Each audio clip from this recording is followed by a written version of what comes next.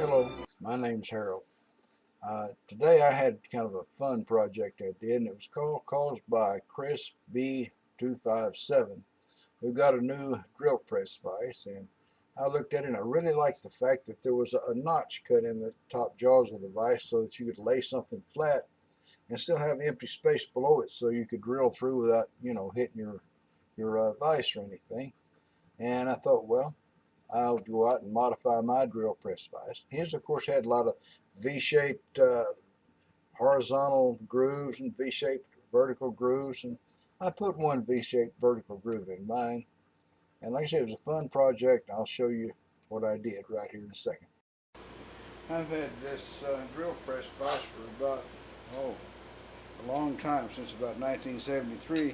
And this is the first time I realized that ever noticed that the jaws are not cut straight. I'm pretty sure you can see the gap there, and they're not cut straight on either end. You can see the gap in that one pretty good. We get it really close, you can see through it. It doesn't really matter, I'm sure. I guess the specification when they were making it was hurry up and get it done. But anyway, I've decided I pulled that one off, so I could measure the screw holes. And I'll get busy now cutting off a piece to use for a nice new set of jaws. What I gotta do is get this guy. I've already measured this, got him set up. I'm gonna put him to cutting. And while he's cutting, I'm going to turn off the camera so you can get a cup of coffee or something, and we'll be back when the cutting's done. Okay, so I've cut the piece off the length, and rather than try to hold it, push it against the bandsaw in an upright position like you probably should properly do, I've turned it on the end of there and stuck it between some blocks, and I'll cut it most of the way through, and then I'll back off from there and turn it over and cut it from the other side. Well, I got it cut from one end to the other. As you can tell from this end, the cut started out pretty good, but by the time it got to the other end, it was off quite a bit. So I'm going to put them in here and level them out the same height. They'll be hanging down in there. I guess it's not totally necessary, but it'll just make me feel a lot better. I like everything to be pretty well right. It came to me that before I made any rash assumptions about the vise, I ought to come over here and look at it. And sure enough, the jaws are sitting on a little ledge here. So it would be a good idea for me to make my jaws exactly the same height as these, and have the little step on the inside, of course. So that's the way it'll be. They're about I think 23 millimeters, which is 900 thousandths tall, and that's how tall I'll make mine. Alright, so got lucky here. This end here was just about 4 thousandths thicker than the original vise jaws. So now I'm going to locate the edge of this thing, and I'm going to take a cut 100 thousandths, well, 150 thousandths in and 150 thousandths deep from one end to the other, and that ought to give me a fairly good fit for a little shelf for things.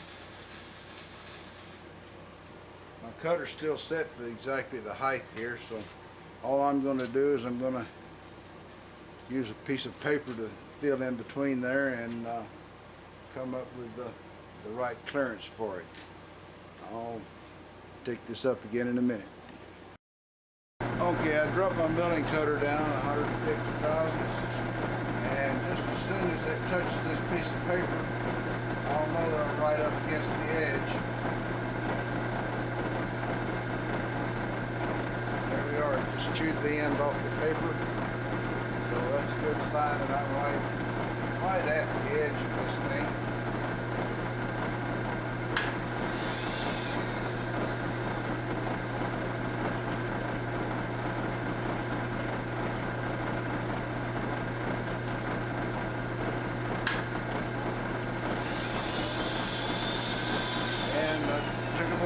any spot off of there, shiny spot, so I'll crank her in 150 thousandths from there. Well, maybe I'll crank her in half that far.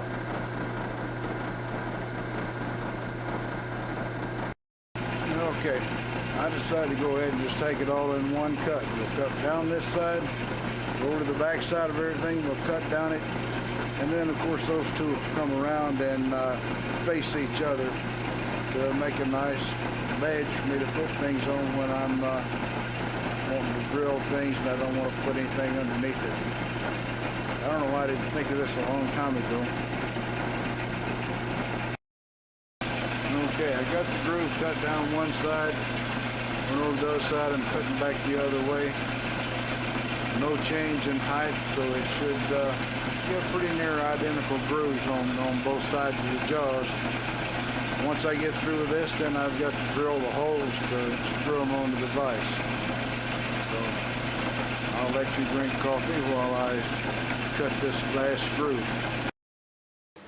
Okay, now we've got the two jaws. They'll face each other and have a little groove there that you can stand things on, however wide it might be, and gives you room for the drill bit to come through without touching anything.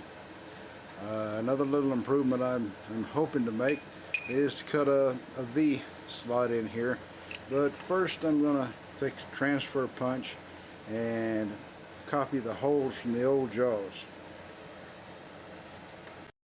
Okay, I've got them lined up here.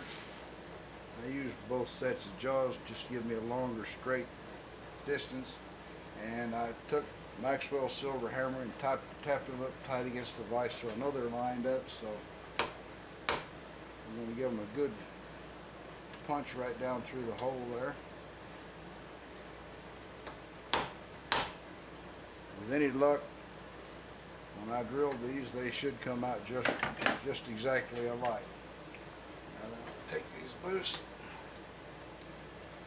put the other jaw down here,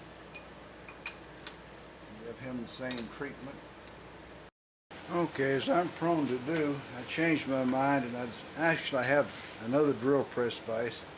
So I started the hole with a center drill because they don't wobble around a lot. I did a nice little cone for the large drill to fit into when it comes down. And so we'll drill all these holes over here using this large drill and in the small drill press. This drill press hardly ever gets used, so I think this is a good thing for me to do.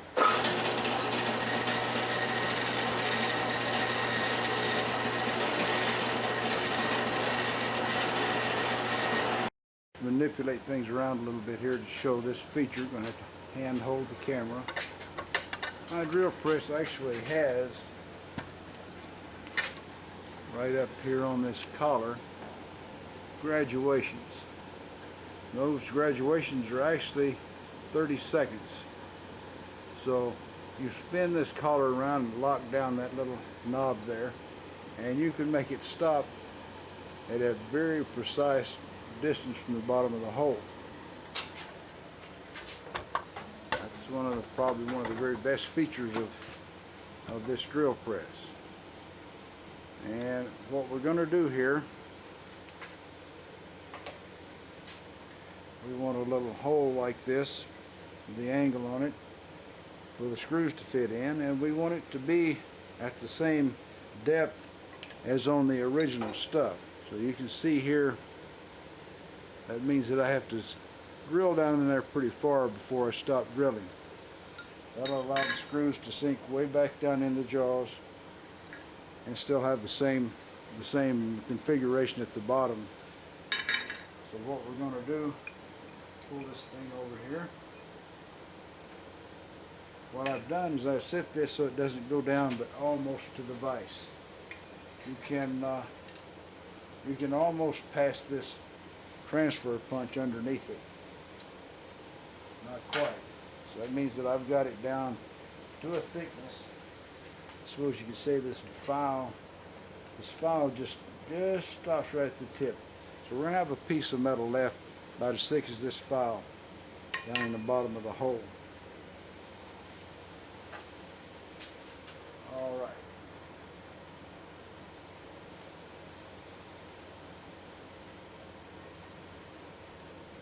Yeah, that looks good. We got to make sure we drill on the inside of the jaw here.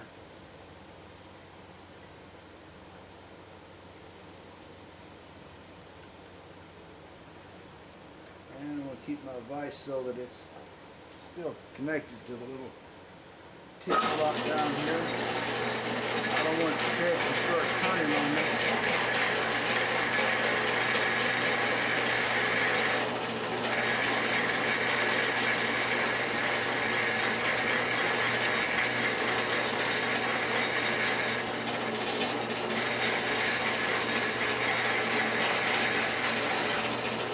That's the end of that hole. Hit bottom. As you can see, there's still a room down in the bottom there for the screw to hold on with. Turn it around.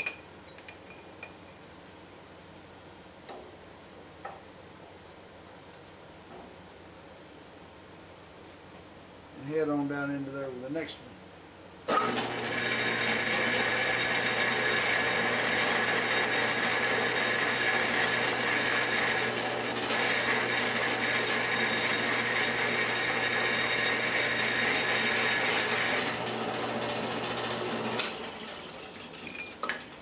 And we hit the bottom of that one.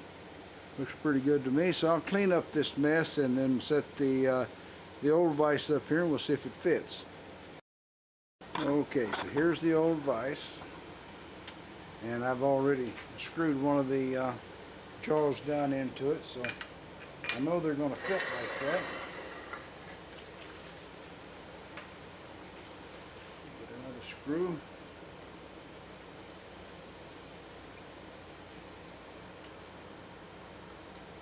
And let's see if we can get him to start over here.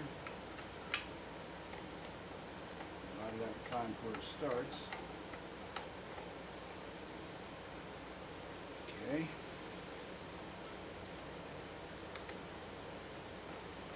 And there goes that one. I think they're both down to the bottom. So there we are. Now, this vise has a little ledge there that you can put things on to drill through. And it'll clamp down on them and hold them nice and level with room underneath for your drill bit to go through. I think that having a little room under there for the drill bit's a good thing. Then you don't drill holes in your vise.